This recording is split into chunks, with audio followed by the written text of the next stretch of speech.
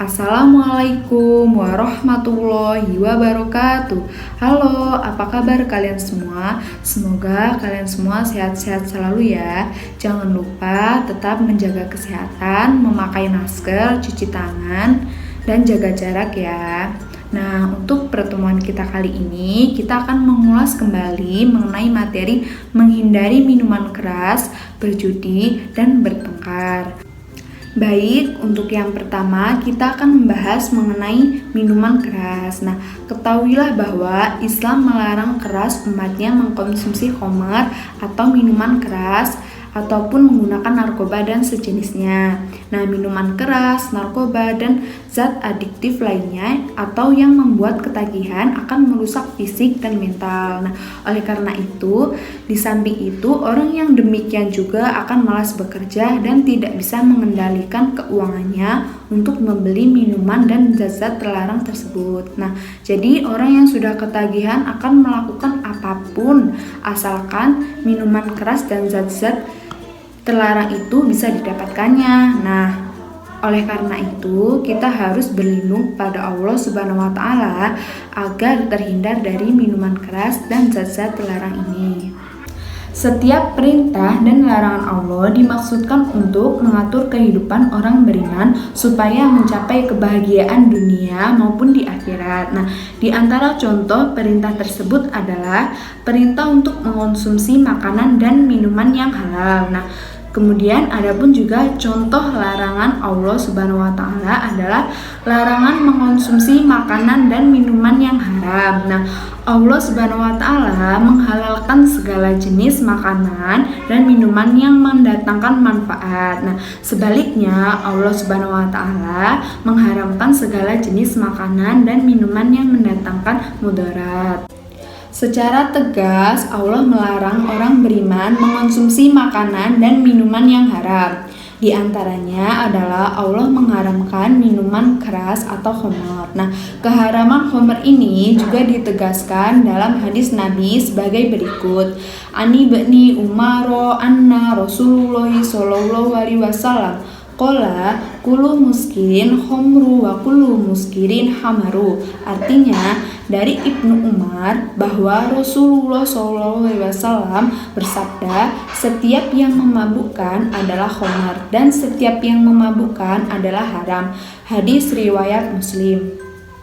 Nah, selain itu, kita juga harus menjauhi judi. Nah, pernahkah kalian mendengar kabar bahwa sebuah keluarga menjadi berantakan karena orang tua mereka suka berjudi? Nah, hal ini sangat sesuai dengan hasil dari suatu penelitian yang dilakukan di Australia. Nah, penelitian ini menyimpulkan bahwa hampir setengah dari anggota keluarga yang memiliki kebiasaan berjudi mengalami kekerasan. Nah, sejumlah kerabat bahkan melaporkan karena mereka sangat frustasi dengan masalah judi. Keluarganya menjadi hancur dan anak-anaknya yang menanggung penderitaan berkepanjangan. Nah, jadi sekarang kalian sudah mengetahui bahwa anak-anak dari keluarga yang memiliki kebiasaan berjudi ternyata terancam menjadi objek kekerasan daripada kasus kekerasan terhadap anak pada umumnya di masyarakat. Nah, oleh karena itu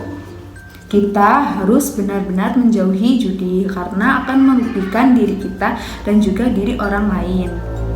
Bagaimanapun yang namanya kekerasan, pertikaian, dan pertengkaran tidak dibenarkan dalam ajaran Islam. Nah, selama persoalan dapat diselesaikan dengan cara damai, kita diperintahkan untuk menyelesaikan dengan cara damai dan baik. Nah, kekerasan hanyalah akan menyuburkan benih-benih dendam yang berkepanjangan dan tidak berujung. Nah, hal ini tentu membuat kehidupan kita menjadi tidak nyaman. Padahal Allah Subhanahu wa taala menghendaki agar manusia dapat hidup berdampingan dengan aman, tentram, damai, dan nyaman. Nah, sebagai seorang muslim, kita harus menjadi pelopor terwujudnya kedamaian di keluarga, di lingkungan tempat belajar kita, dan masyarakat sekitar. Jadi, meminum khamar adalah perbuatan keji dan perbuatan setan. Nah, jadi meminum khamar ini akan menghalang-halangi mengingat kepada Allah Subhanahu wa taala. Jadi, untuk kalian semua, jauhilah khamar. karena khamr akan menghilangkan kesadaran kita. Dan Allah juga menjanjikan keberuntungan kepada orang-orang yang menjauhi khamr. Nah, ingatlah bagi kalian, jadilah pemuda yang beriman dan bertakwa kepada Allah Subhanahu wa Ta'ala. Nah, selain itu, kita juga harus menjauhi judi. Jadi, jauhilah segala bentuk perjudian. Nah, orang yang sibuk di meja judi biasanya menyengsarakan dan melantarkan anak-anak dan keluarga mereka. Nah, jadi judi itu akan merugikan diri kita dan juga diri orang lain. Nah, kemudian adapun pertengkaran dan pembunuhan ini juga sangat dilarang. Larangan ini bersifat menyeluruh. Nah, tidak boleh orang muslim bertengkar dengan sesama muslim, dan juga orang muslim tidak boleh bertengkar dengan selain muslim. Nah, oleh karena itu, jadi sekarang kita semakin tahu dan jelas mengenai hukum ketentuan bertikai, bertengkar, berkelahi, tawuran, dan sejenisnya. Nah, semua ini dilarang keras dan dipertanggungjawabkannya sangat berat, baik di dunia maupun di akhirat. Nah, di dunia, orang yang bertikai, berkelahi, dan tawuran tentu akan berurusan dengan pihak yang berwajib. Nah, sedangkan di akhirat ancaman hukumnya juga sangat berat. Oleh karena itu, kita harus menjauhi semua larangan Allah dan kita harus menjalankan perintah Allah Subhanahu wa Ta'ala. Hikmah larangan minuman keras. Nah, minuman keras mengandung bahaya yang sangat besar. Di antaranya ialah bahaya terhadap kesehatan, bahaya terhadap akal, bahaya terhadap agama, bahaya terhadap jiwa, dan bahaya terhadap masyarakat. Oleh karena itu, Allah melarang kita untuk mengkonsumsi minuman keras karena bahaya-bahayanya ini dapat merugikan diri kita sendiri. Hikmah larangan judi. Yang pertama, terhindar dari kerusakan yang bersifat agamis. Nah, maksudnya kita akan terhindar dari yang namanya lupa beribadah kepada Allah Subhanahu wa Ta'ala dan berkurangnya iman kita. Yang kedua, terhindar dari kerusakan yang bersifat duniawi atau menimbulkan permusuhan di antara penjudi, perusak rumah tangga, menimbulkan kemiskinan, pekerjaan, belajar, dan lain-lain. Selanjutnya, mengenai hikmah larangan pertengkaran. Nah, hikmah larangan pertengkaran ini antara lain hidup saling mengenal dan mengasihi, membuat masyarakat hidup aman, tercipta rasa damai, terhindar dari perpecahan dan konflik yang bisa memutuskan silaturahmi, dan mendapatkan kemuliaan di sisi Allah Subhanahu wa Ta'ala. Oleh karena itu, kalian semua harus menjauhi semua larangan Allah Subhanahu wa Ta'ala, termasuk mengonsumsi minuman keras, judi, dan bertengkar. Baik, kita akan mengulas kembali mengenai bacaan qalqalah. Nah, bacaan qalqalah adalah bacaan lafaz dalam Al-Quran yang memantul atau membalik. Nah, huruf qalqalah itu ada 5.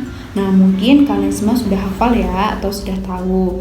Nah, yang kelima itu adalah qaf, to, ba, jim, dal. Nah, qalqalah ini terbagi menjadi 2, yaitu qalqalah sugro dan qalqalah kubro. Nah, qalqalah sugro ini adalah qalqalah yang terjadi apabila ada huruf qalqalah yang berharokat sukun atau mati di tengah-tengah kata. Jadi, semisal ada huruf qalqalah di tengah kata, berarti itu termasuk bacaan qalqalah sugro. Nah, sedangkan qalqalah kubro itu adalah qalqalah yang terjadi apabila ada huruf qalqalah yang berharokat sukun atau mati pada akhir kalimat atau karena waqaf. Jadi, semisal kalian sedang membaca Al-Quran kemudian bertemu dengan huruf qaf, to, ba, jim, dal di akhir kalimat, maka itu adalah salah satu bacaan dari qalqalah kubro. Nah, untuk pembahasan yang terakhir, kita akan membahas mengenai contoh bacaan qalqalah sugro dan kubro. Nah, yang pertama kita ke contoh yang qalqalah sugro ya. Nah, yang pertama di sini ada contohnya, adraka. Nah, dari ayat tersebut dapat diketahui terdapat huruf dzal yang dimatikan di tengah kalimat. Contoh yang kedua adalah inna yatsya. Nah, dari ayat tersebut dapat diketahui terdapat huruf to yang dimatikan di tengah kalimat. Nah, kemudian kita lanjut ke contoh bacaan kubro. Nah, contoh bacaan kubro ini yang pertama adalah kasab. Nah, dari ayat tersebut dapat diketahui terdapat huruf ba yang dimatikan di akhir kalimat. Contoh yang kedua, Qul a'udzu birabbil falaq. Nah, dari ayat tersebut dapat diketahui terdapat huruf qaf yang dimatikan di akhir kalimat. Nah, untuk pertemuan kali ini saya rasa cukup ya. Untuk yang ingin ditanyakan, mungkin bisa langsung ditanyakan di grup WhatsApp. Nah, saya akhiri. Wassalamualaikum warahmatullahi wabarakatuh.